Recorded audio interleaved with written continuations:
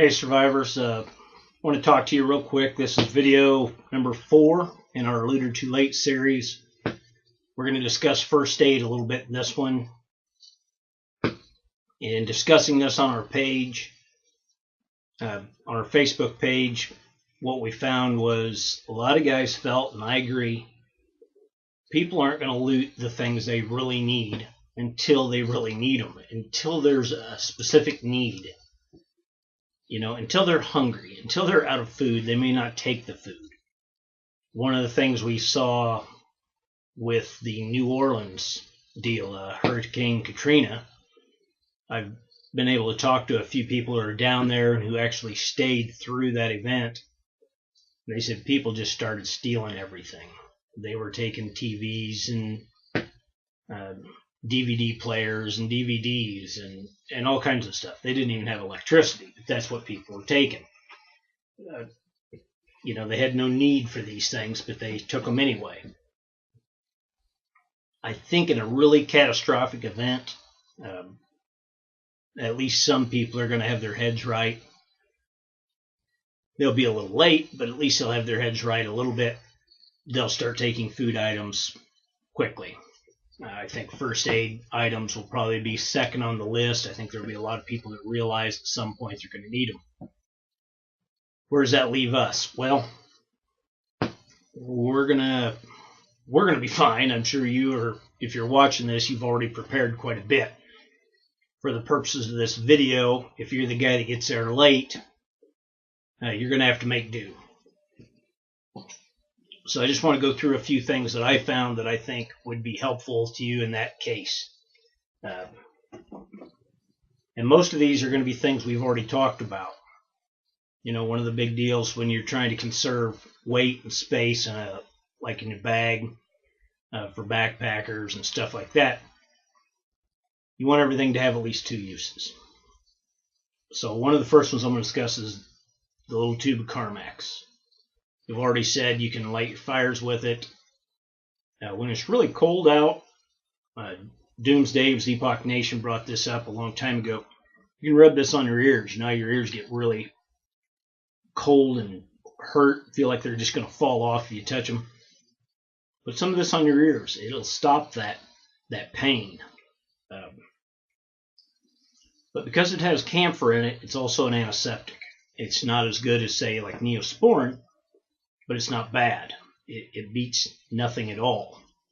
It'll also help seal the wound to an extent, you know, create a film over it to keep bacteria and outside things from getting into it. So that's a nice layer of defense. Another one, and this is one you may not have thought of, but honey. Honey will do the same thing. It's a pretty fair antiseptic. So we've already got 2 things in our bag that are going to be helpful for first aid purposes. Oh, dental floss. I told you you'd see this one again. Dental floss is wrapped really tight around that little spool inside. So if we need to suture, here it is. We can suture with this. It's virtually sterile underneath the wraps. Once you get down about 2 layers, it's sterile. It's even been cut off from air. It's that tight under there. You know, when it's wound on there, it's wound in a fairly sterile environment for that reason. Everybody knows it's going to go in your mouth, so they want to keep it pretty good. But this is fine suture material. If you can find a needle somewhere along the way, you can make a suture. And again, we had this for cordage. We've got dental hygiene, and now we've got suture material. So we're getting 3 uses out of that one too. The other one is the fishing line we talked about. Again, cordage and suture material. You know, I don't think it's going to knot. You're going to be able to tie a knot in it as well as you can with the dental floss, but it's still not bad. If you've ever had stitches, the stuff they use is about the same gauge as this too. It's surprisingly thick. But again, we've got at least 2 uses for this. Besides using it for fishing line, We can use it for sutures. We can use it for cordage. The triangle bandage. I know a lot of people have gotten away from the triangle bandage over the years. I'm still a huge believer in the bandage, and talking to other survivors on our page, a lot of you out there are. And if you don't have a triangle bandage, don't go buy one. All it has to be is about 3 feet on the side. A lot of places tell you 40 inches, whatever. About 3 feet on this long side is good. A little longer is fine. I don't even know if we can get this all in here. But it's just a triangle shape. These make great slings. You tie a little knot in the back, put your arm in it, gonna go around here like this, and you get a sling. Okay? They're great for everything. Get them wet, put them around your neck. If it's hot, keep you cool. Put it over your face. Cold, smoke, whatever. So many uses. So many uses for the triangle bandage. Now, you'll notice how pretty this one is. It's blue with little white flowers or something on it. It's just cloth, guys. 100% cotton is great, but it doesn't have to be. A cotton blend is certainly what I'd recommend. But how many people do you think are going to be looting out of the fabric section at Walmart? Probably nobody. Go over, get you a couple yards, cut it into triangles. There you go. Nothing to it. You got 2 of those. That's great. I said they're so useful. I can't imagine not having one. Another thing you should probably have in your bag already is a sock. Socks do a pretty good job of a lot of things.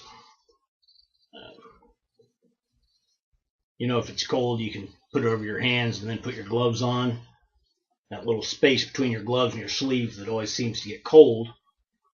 Well, you cut the toes out of the bottom of your socks, slide this over your hands, and takes care of that.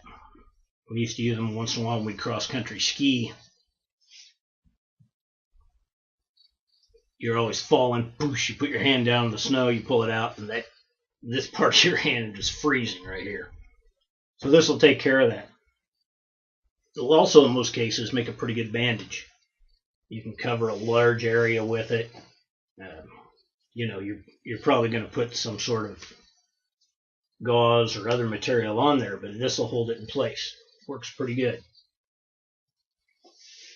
So, you know, there again, you're going to have socks anyway. You should have at least 2 pair in your bag. A lot of guys I'm talking to are having 3. That's where I'm at, 3. I carry 1 very thick pair, kind of cold weather ones. Then I carry 2 just kind of generic sweat socks thickness. And I keep the thick ones in there, the winter ones, I keep them in there year round, guys. They're too useful. It's not that big a deal.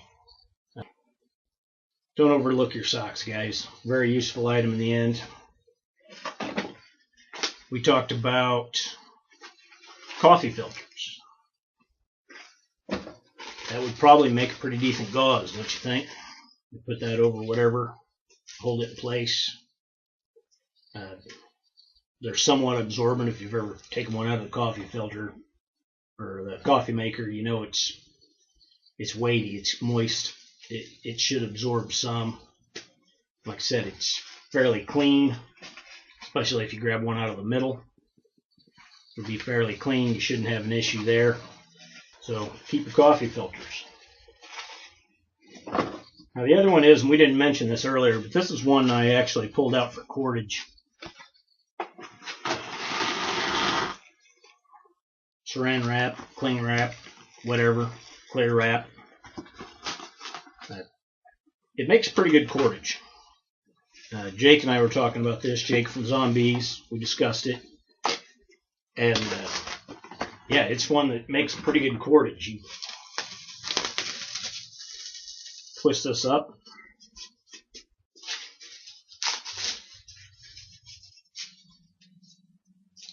There you go. Is it super strong? No.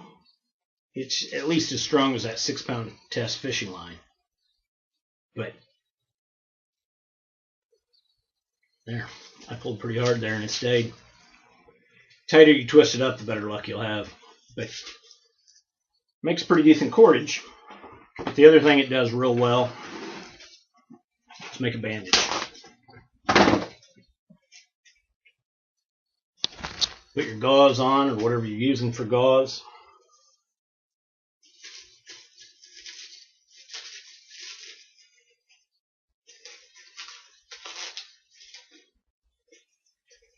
Pull it halfway tight, cinch it down. It'll hold it in place. Line it up right here. There we go. It'll hold it in place, and again, it's going to seal out a lot of moisture, bacteria, dirt, so on and so forth. Yeah, you're going to want to change it because you're going to sweat under it and things like that are going to get in there. You're going to want to change your dressing anyway.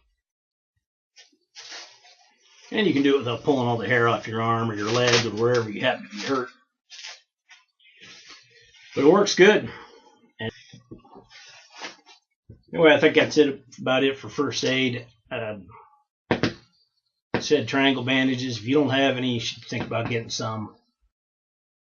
Make some, whatever. I actually my wife sews, so I went through her big pile of scrap material she has, and I do mean pile. Found a couple pieces that would work. I've made some triangle bandages, so I would have some for this Looter Too Late video series for my Looter Too Late bag. Okay, this is number 4, first aid, and number 5 is just going to be kind of general gear, things we haven't touched on, but things that we're obviously going to need, and 1 or 2 other little things that I've added that I didn't discuss earlier. So think about it, guys. Come up with your first aid items. Make a video. Let us know what you found. Let me know what you think I did wrong. Again, if you think I'm very wrong, say so. Message me. Leave a comment. Our Zombie Apocalypse Survival Camp Invitational is August 8th through 10th. And I will be testing all this stuff out. I don't have any doubts going into it. But if you have any doubts, tell me. We'll see what we can do. All right, survivors. Think ahead. Think smart. Be smart. Be prepared and be a survivor, please. We need all you guys we can get. Bye-bye.